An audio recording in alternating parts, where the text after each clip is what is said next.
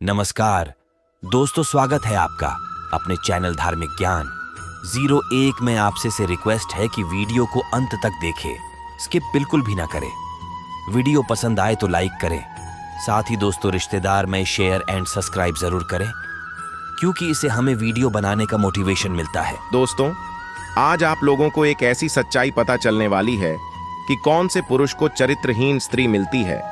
हम सब अपने जीवन में यही चाहते हैं कि अगर हमारा शादी या विवाह हो तो हमें चरित्रहीन स्त्री ना मिले, लेकिन जाने अनजाने में हमें चरित्रहीन स्त्री मिल ही जाती हैं। इसलिए दोस्तों, चाहे जीवन में कुंवारे मर जाना, लेकिन कभी भी ऐसी स्त्री के साथ में विवाह मत करना, या फिर कहें तो किसी प्रकार का रिश्ता, दोस्ती या फिर संबंध ऐसे स्त्रियों से भूल कर भी नहीं रखना। आज आप जीवन की एक ऐसी सच्ची कहानी से रूबरू होने वाले हो जिससे आपको अपने आसपास के स्त्रियों के बारे में ऐसी राज पता चलेगी जिसे सुनकर आपका रूह कांप जाएगा। हाँ दोस्तों, इस कहानी में आप लोगों को सुनने के लिए मिलेगा कि वो लड़की कैसी हुआ करती है जिनसे इंसान अगर भूल से भी शादी कर ले तो वह बर्बाद हो जाता है। चाहे कितना भी धन कमाए, लेकिन हमेशा गरीब ही बना रहता है। नमस्कार दोस्तों, स्वागत है आप लोगों का आपके अपने YouTube चैनल। दोस्तों, एक दिन भगवान विष्णु अपने आसन शेषनाग पर विश्राम कर रहे थे और तभी माता लक्ष्मी भगवान विष्णु के तरफ चिंतित होते हुए आती हैं। तब भगवान विष्णु कहते हैं कि आप इतना परेशान क्यों हो, आखिर बात क्या है? हे प्रभु, मैं ये जानना चाहती हूँ कि आखिर कोई भी स्त्री चरित्रहीन क्यों बन जाती है, क्योंकि ऐसे में उस चरित्रहीन स्त्री के पति का जीवन नर्क से भी बदतर बन जाता है और इस कारण वो आगे जीवन में क्या करे उसे कुछ समझ में नहीं आता और समाज में भी उसे कई तरीके की बातें और ताने सुनने को मिलते हैं। हे प्रभु, ऐसे में कौन अपना है और कौन पराया, आज के समय में ये समझना बहुत ही कठिन है। भगवान विष्णु बोले, हे लक्ष्मी, सही कह रहे हैं आप। ऐसे में जो एक जीवन साथी होती है, जो किसी इंसान के साथ उसके पूरे जिंदगी साथ रहती है, उसके बारे में पता होना बहुत जरूरी है। नहीं तो किसी भी इंसान का जिंदगी एक पल में बर्बाद हो जाता है, वो अमीर से गरीब बन जाता है।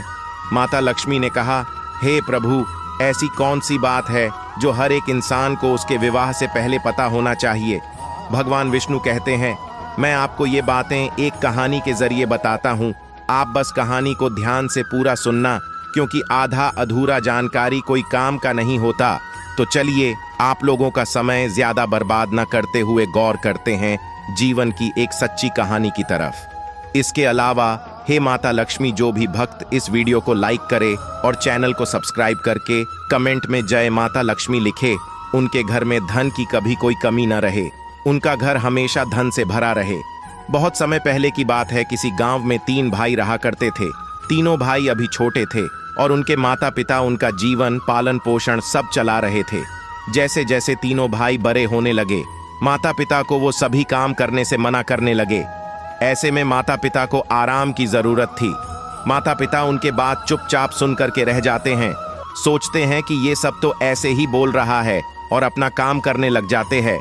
ऐसे में तीनों भाइयों ने ये सोचा कि हमारे माता पिता हमारे लिए इतने सारे धन कमा रहे हैं और एक हम लोग हैं जो कि इतने बड़े हो गए हैं और अभी भी माता पिता के सहारे ही अपना जीवन यापन चला रहे हैं। इसे लेकर गांव में लोग हमारे बारे में ना जाने क्या क्या सोच रहे होंगे, जरूर कुछ ना कुछ गलत विचार कर रहे हैं, क्योंकि हम लोग बड़े हो चुके हैं। हम लोग बड़े होने के बावजूद भी हमारे बूढ़े माता पिता के बदौलत ही गुजारा कर रहे हैं और वो लोग अभी भी काम कर रहे हैं। ये सब देखकर अच्छा नहीं लगता है। ऐसे में उन्होंने निर्णय किया कि चलिए, हम लोग एक बार फिर माता पिता को कहते हैं कि अब से आप लोगों को काम करने की आवश्यकता नहीं है, क्योंकि काम हम लोग भी कर लेंगे। ऐसे में आप लोगों को घर पर ही बैठकर खाना है, सिर्फ आप लोग अपना जीवन आराम करके ही व्यतीत करो, नहीं तो गांव के लोग हमें अच्छा नहीं कहेंगे। ऐसे में अपने बेटे के बात सुनकर माता पिता चुप हो गए और उसी दिन से उन्होंने काम करना बंद कर दिया। धीरे धीरे लड़के पैसे कमाते जाते, उनके धन संपत्ति में बढ़ोतरी होती। एक समय आया, ये तीनों में से जो बड़ा भाई था उसका शादी हो जाता है। शादी होने के बाद उनके घर में एक बहू आती है, जिसे देखकर सबका मन खुश हो जाता है और सोचता है कि अब घर का सारा जिम्मेवारी वो उठा लेगी और माता घर के चाबी का गुच्छा उसके हाथों में दे देती है। दोस्तों, उसी के पड़ोस में एक अरबेला नाम की चरित्रहीन महिला थी और वो अपने आस पास के कई पुरुषों के साथ चक्कर चलाती थी। क्योंकि इसका पति कहीं दूर बाहर में अपना व्यवसाय चलाता है, जिस वजह से अपने कामों में व्यस्त होने के कारण अपने पत्नी अरबेला से ना के बराबर मिलने गांव आया करता है। दोस्तों, अरबेला अपने पड़ोसी को देखकर बहुत जलती थी, क्योंकि इसके तुलना में वो लोग इससे कई ज्यादा गुना धनवान था और अरबेला को उसके संपत्ति और खुशियों को देख कर के रहा नहीं जाता। वो सोचती है कि मेरा स्थिति कितना ज्यादा खराब है, वही वो लोग पूरे परिवार एक साथ मिलजुल करके कितने खुशी के साथ रहते हैं। और दोस्तों, फिर एक दिन अरबेला अपने पड़ोसी के यहाँ चीनी मांगने के लिए जाती है, क्योंकि उसके घर में चीनी खत्म हो गया था। तो जैसे ही दरवाजे पे पहुंचती है तो वो क्या देखती है कि घर की बड़ी बहू घर में पोछा लगा रही थी। ये सब देख करके अरबेला उससे कहती है, कैसा नसीब है तेरा कि इतने बड़े घर के बहू होकर भी तुम खुद से ही घर की साफ सफाई करती हो। वही एक मेरी बेटी है जो कि कोई भी काम खुद से नहीं करती। उसके लिए घर में माली, ड्राइवर, रसोईया, गार्ड, साफ सफाई करने वाले सभी कामों के लिए अलग अलग लोग हैं। वो तो अपने से पानी तक लेकर नहीं पीती, हर हमेशा घर से बाहर ही रहा करती, देर रात को घर आती दोस्तों के साथ घूमती है। इसके अलावा जो काम इसकी बेटी नहीं भी किया करती थी वो भी उसको बढ़ा चढ़ा कर बोल देती है। उसके बाद ये सब बात सुन करके बड़ी बहू को गुस्सा आ जाता है। वो बोलने लगती है कि आप ये सभी बातें मुझे क्यों बता रहे हैं? चीनी लेने के लिए आए थे, चीनी तो ले ही लिए, अब यहाँ से जाते क्यों नहीं हो? उसके बाद वो महिला वहाँ से चली जाती है। फिर कुछ समय के बाद बड़ी बहू के मन में तरह तरह की बातें चलने लगता है।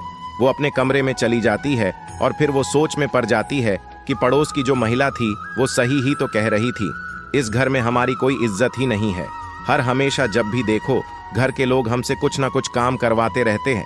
फिर उसके बाद ये सब सोचते सोचते उसे नींद लग जाती और अगले सुबह जब वो उठकर साफ सफाई कर रही होती है तो उसकी नज़र एक अलमीरा पर पड़ती है और फिर उसके मन में विचार आता, क्यों ना इसी बहाने अलमीरा में क्या क्या रखा है ये भी देख लेते हैं। वो चाबी के गुच्छे को उठाती है और देखने लगती है कि इतने सारे चाबी में से अलमीरा का कौन सा चाबी होगा, और आखिर में उसे अलमीरा का चाबी मिल जाता है। जैसे ही वो अलमीरा को खोलती है तो वो क्या देखती है कि इसमें तो बहुत सारे पैसे और गहने रखे हैं। वो सब देख करके इसके मन में लालच आ जाता है और उसी दिन वो अपने पति से गले का हार मांगती है और वो कहते हैं, अभी धंधे में कुछ हानि हो गई, कुछ महीने बाद ले लेना। इसी बात को लेकर उन दोनों के बीच में झगड़ा हो गया और वो घर वाले लोगों से गुस्सा हो गई। घर में किसी के भी साथ सही से पेश नहीं आती, हर हमेशा चिड़चिड़ा रहती थी। घर में खाना नहीं बनाती, बाहर से ही खाना मंगाने लगी। घर से बिना किसी को बताए ही निकल जाती और बाहर जा करके घूमती, देर तक पार्टी करती, दूसरों के साथ में घूमती थी। रात को जब घर पहुंची तो सासू माँ पूछी कि इतने देर से कहाँ थी बहू? तो उसने कहा कि आपको क्या करना है ये सब जान करके आप अपने काम से मतलब रखिए। इसी तरह कुछ दिन चलता रहा। कुछ समय के बाद दूसरे बेटे का भी शादी हो गया। उसके बाद दूसरी बहू भी आ गई। ये अपने पति से बहुत प्यार करती थी, इसके साथ ही घर के सभी लोगों से भी प्यार करती थी, सबका ध्यान रखती, अपने से बड़े लोगों का सम्मान करती थी, उनको समय पर खाना पूछती थी, सासू माँ के द्वारा दिए गए आज्ञा का पालन करती, जिस वजह से घर के भी सभी लोग इनसे प्यार करते थे, इनका चिंता करते थे। लेकिन ये सब बड़ी बहू से देखा नहीं जाता था। उसने छोटी बहू को भी अपने ही जैसा बनाने का कोशिश किया, लेकिन छोटी बहू उसे समझाती है कि घर में बहुत सारे पैसा है तो इसका मतलब ये तो नहीं कि हम जरूरत से ज्यादा पैसा खर्च करें।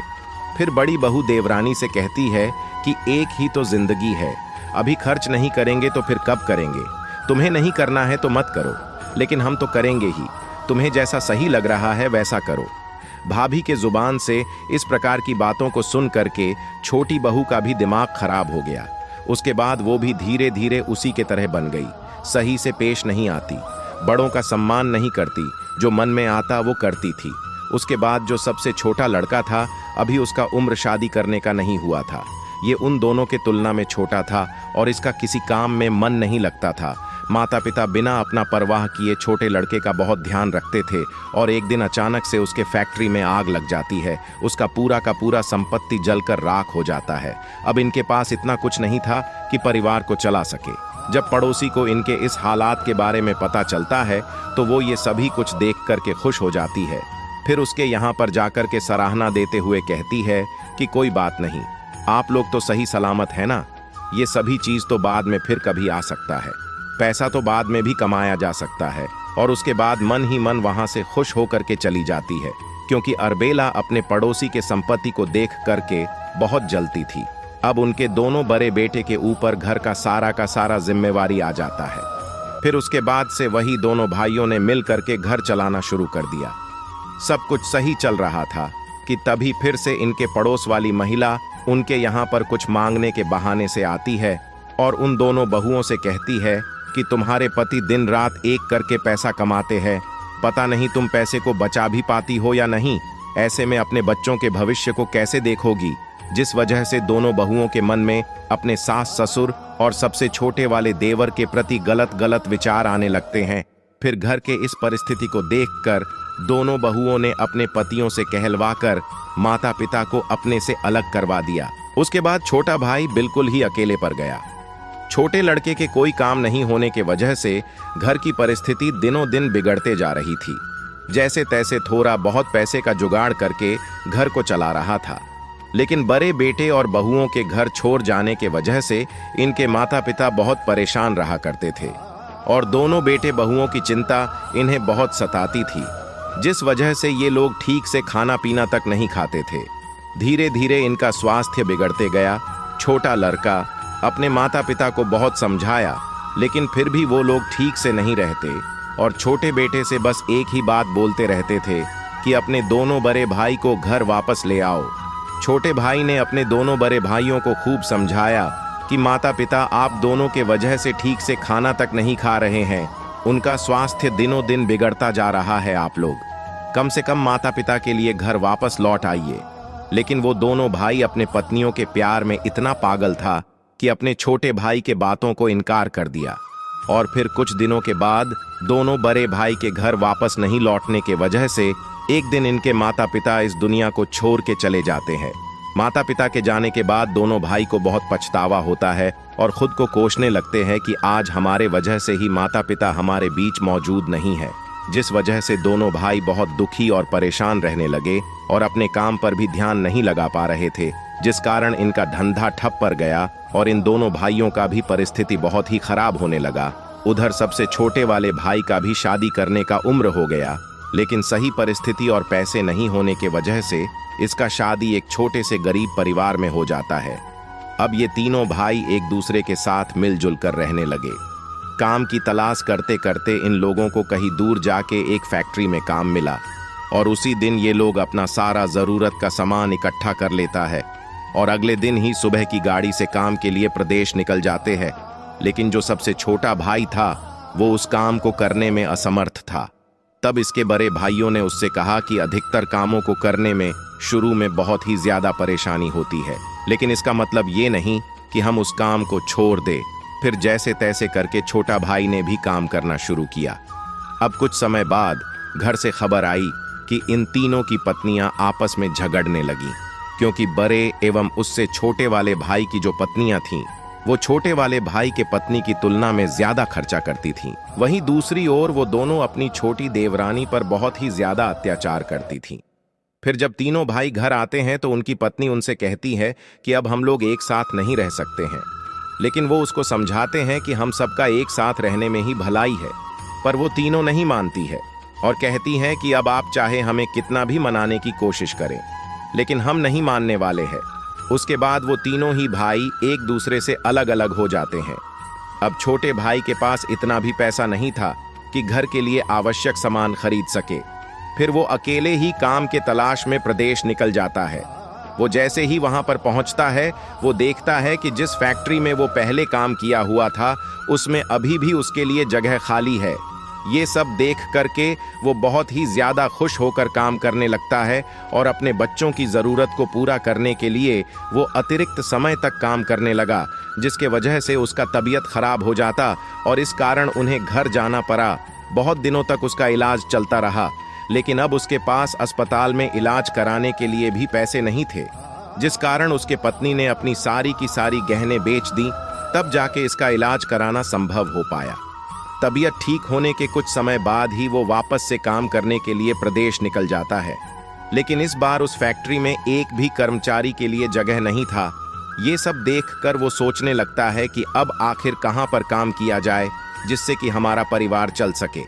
फिर वो वहां से थोड़ा सा दूर जाता है तो वो देखता है कि वहां पर एक दूसरी फैक्ट्री है जिसमें नशीली पदार्थ बनाए जाते हैं एवं बहुत लोग फैक्ट्री के बाहर नशा भी करते थे, जिसे देखकर उसे काम करने की इच्छा बिल्कुल भी नहीं किया। लेकिन आखिर में वो करता तो क्या करता, इस अनजान शहर में बिना काम के कहाँ भटकते रहता। तब उसने उसी फैक्ट्री में काम पकड़ लिया और धीरे धीरे उसे वहां पर काम करने की आदत हो गई। कुछ महीनों के बाद घर से ये संदेश आता है कि हमारे बच्चे का तबीयत बहुत ही ज्यादा खराब हो गया है। ये खबर को सुनते ही वो घबरा जाता है और सोचने लगता है कि अब आखिर करे तो क्या करे। अभी मेरे पास इतने पैसे नहीं हैं कि मैं अपने बच्चे का इलाज करवा सकूं, और मेरी पत्नी तो अपना सारा जेवर भी मेरे इलाज करवाने के चक्कर में बेच दी थी।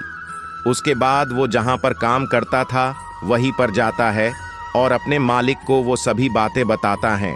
लेकिन मालिक उससे कहता है, अभी तो तुम्हारा यहाँ पर काम किया बस कुछ ही दिन हुआ और तुम तुरंत ही इतना सारा पैसा हमसे मांग रहे हो, हम नहीं दे सकते, तुम किसी और से मांग लो।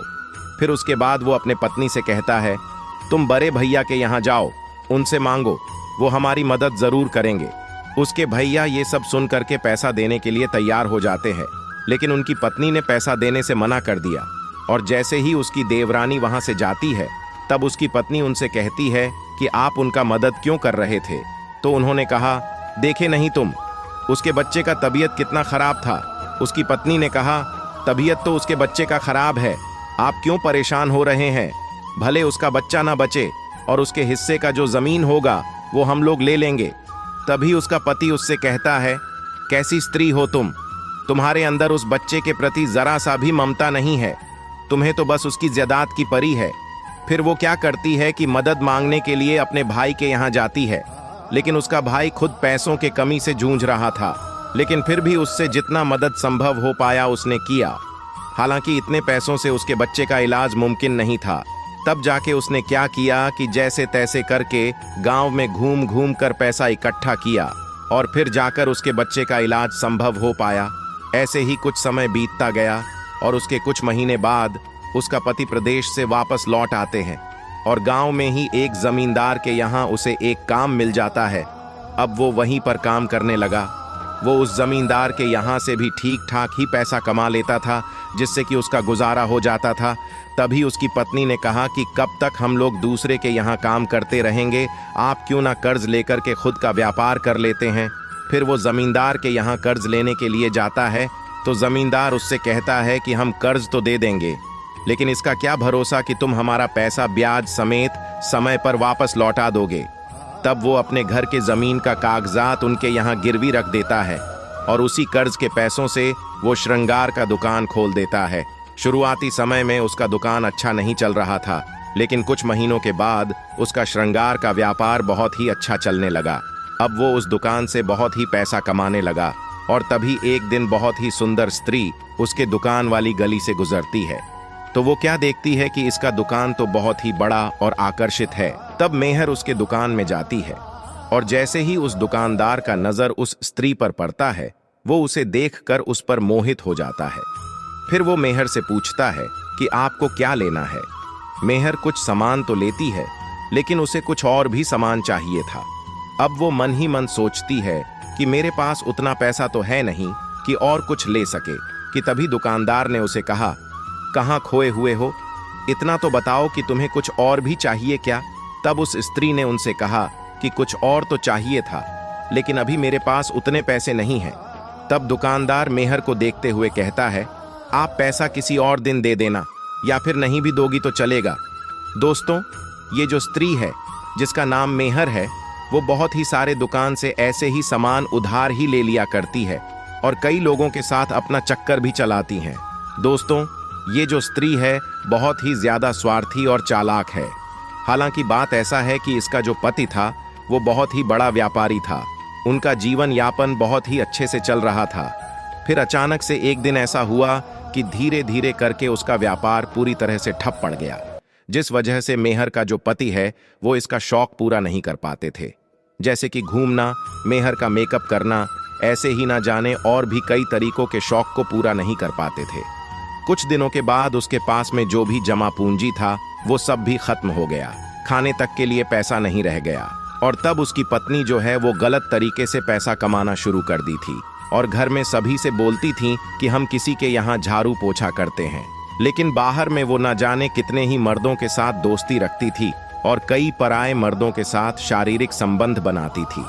दोस्तों, एक दिन उसका पति उससे कहता है कि हम काम के तलाश में 2-3 दिनों के लिए बाहर जा रहे हैं, तुम माता पिता एवं बच्चे का ध्यान रखना। और तब उसका पति घर से निकल जाता है। फिर वो जो मेहर नाम की स्त्री थी वो माता पिता से पूछ करके उनके लिए चाय बनाती है और उसी चाय में नींद की गोली मिलाकर उन्हें दे आती है, जिस वजह से चाय को पीते ही उन्हें नींद आने लगती है और वो सो जाते हैं। माता पिता के सोते ही मेहर क्या करती है कि वो एक व्यक्ति को घर पर ही बुला लेती है और उस व्यक्ति के साथ संबंध बनाने लगती है।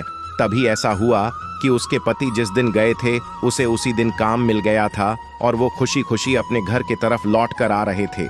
जैसे ही वो घर पहुंचते हैं तो वो क्या देखते हैं कि मेहर किसी अनजान पुरुष के साथ शारीरिक संबंध बना रही होती है, जिसके साथ उसके पति ने उसे रंगे हाथों पकड़ लिया और उससे कहा कि तुम मेरे और मेरे परिवार के लायक नहीं हो, अभी के अभी इस घर से तुम अपना सारा सामान लेकर के यहाँ से निकल जाओ। तब मेहर उससे कहती है कि मुझे माफ कर दो, अब से ये गलती दोबारा नहीं होगा। फिर उनके पति ने उससे कहा कि माफ कर दे, और वो भी तुम जैसी चरित्रहीन स्त्री को, जो कि मेरे पीठ पीछे ना जाने क्या कुछ नहीं किया होगा। जब तुम मेरा बुरे वक्त में साथ नहीं दे सकी तो फिर अच्छे वक्त में हम लोग तुम जैसी स्त्री के साथ क्यों रहे। जब मेरा व्यापार अच्छा चल रहा था, धन की कोई कमी नहीं थी तो तुम मेरे साथ खुश थी, और अभी मेरे पास धन नहीं है तो तुम धन पाने के लिए और अपना स्वार्थ को पूरा करने के लिए पराये पुरुषों के साथ संबंध बनाने के लिए भी तैयार हो गई। अब इस समाज में मेरा क्या इज्जत रह गया। इसलिए तुम्हारे लिए यही बेहतर होगा कि तुम इस घर से अभी के अभी निकल जाओ, वरना मेरे से बुरा कोई नहीं होगा। और मेहर को घर से निकाल दिया जाता है। इसी वजह से मेहर अपना स्वार्थ को पूरा करने के लिए इधर उधर भटकने लगती है। तो दोस्तों, ये थी मेहर की कहानी। ऐसे ही मेहर जो थी वो बार बार सज संवर कर उस दुकानदार के दुकान में जाया करती थी और फिर देखते ही देखते उस दुकानदार को उससे प्रेम हो जाता है। उसके बाद वो उसके प्यार में इतना ज्यादा डूब जाता है कि मेहर उससे जो मांगती थी वो उसे सब कुछ बिना कुछ सोचे ही दे देता था। और एक दिन उसके पड़ोसी उसके पत्नी को बोल देती है कि आज हमने आपके पति को किसी और स्त्री के साथ में देखा। और जब रात को उसके पति घर आते हैं तो उसकी पत्नी उससे पूछती है कि आजकल घर लौटने में इतना समय क्यों लग रहा है।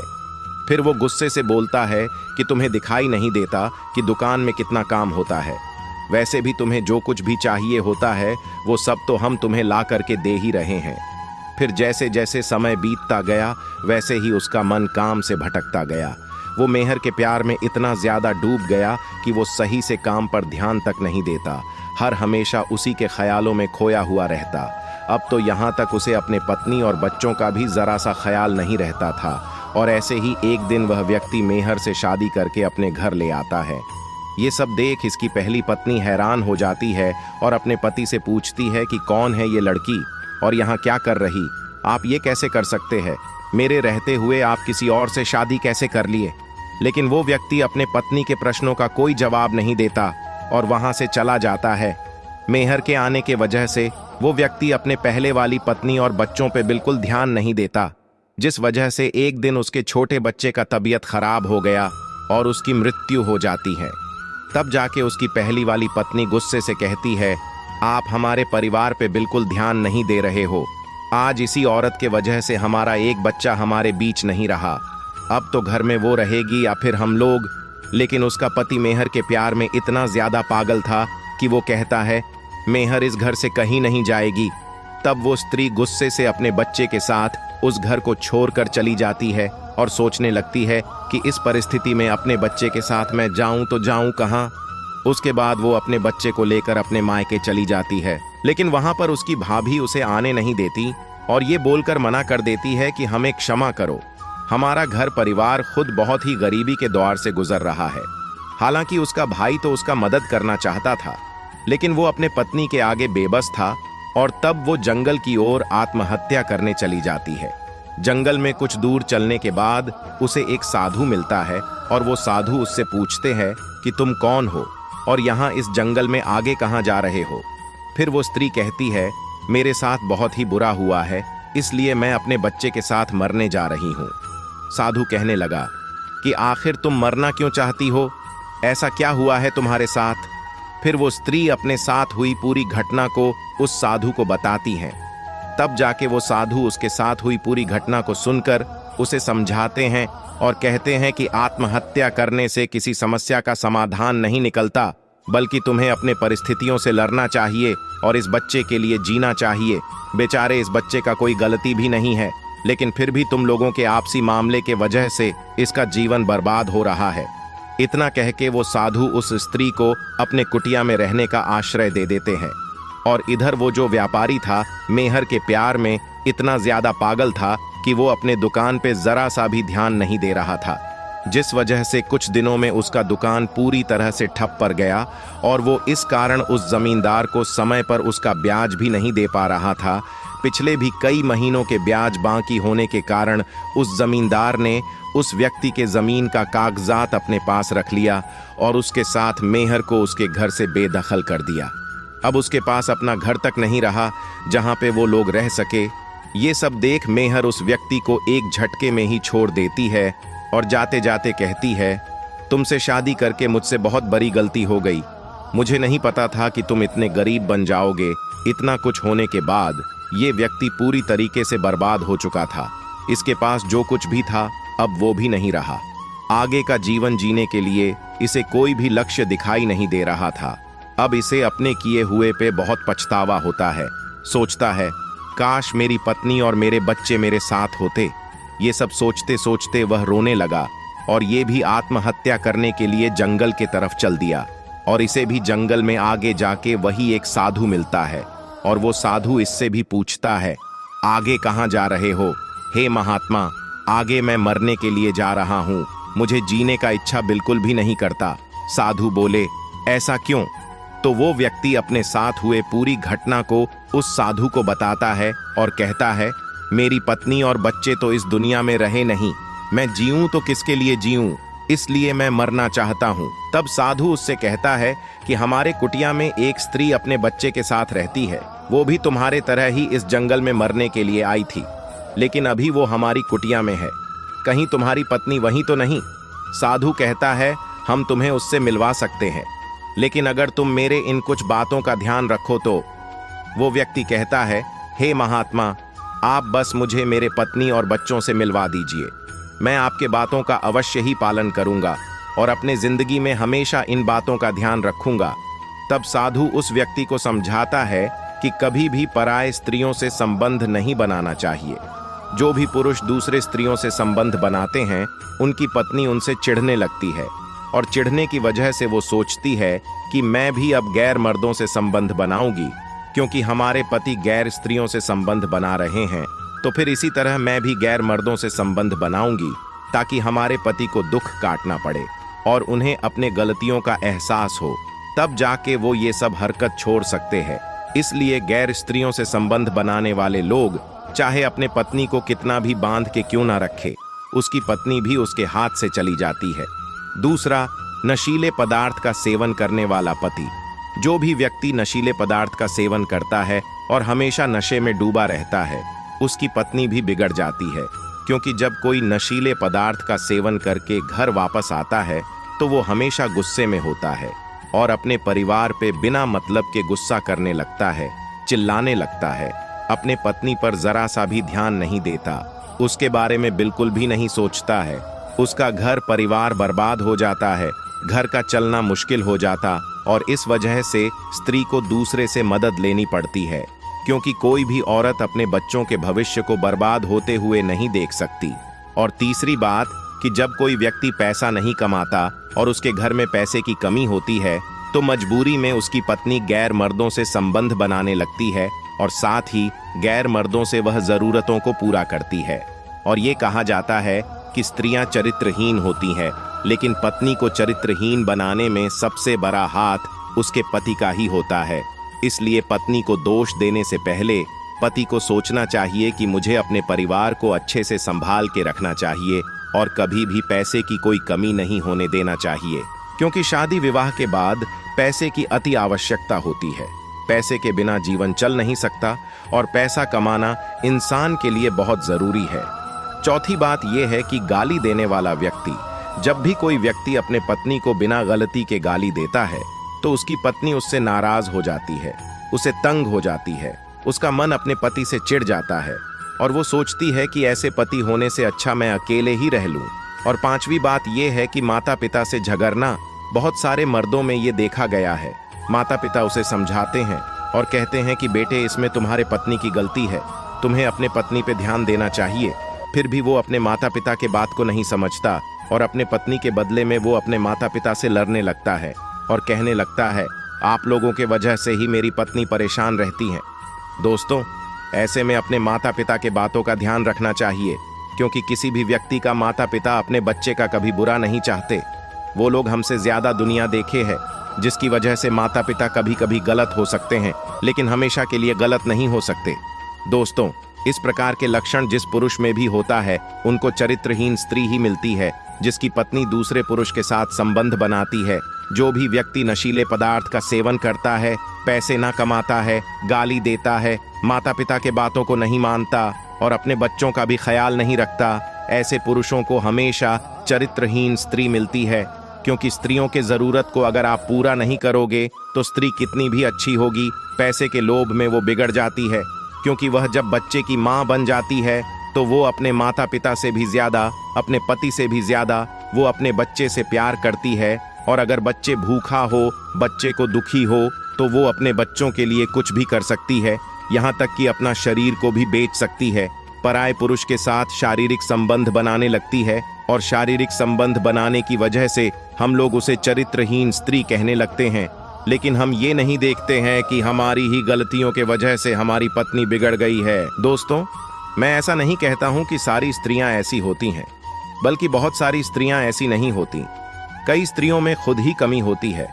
वैसे स्त्रियों की बात इस कहानी में नहीं किया गया है, क्योंकि बहुत सारे स्त्री के पास पैसा तो होता ही है, किसी भी प्रकार की कमी नहीं होती, लेकिन फिर भी वह चरित्रहीन होती है।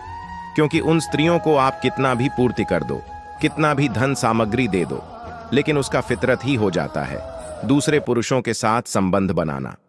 दोस्तों, अब वो साधु उस व्यक्ति को इतना बात समझाते हुए उसे अपने कुटिया की ओर ले जाते हैं और क्या देखते हैं कि वो स्त्री तो खुद एक पराये पुरुष के साथ संबंध बना रही होती है।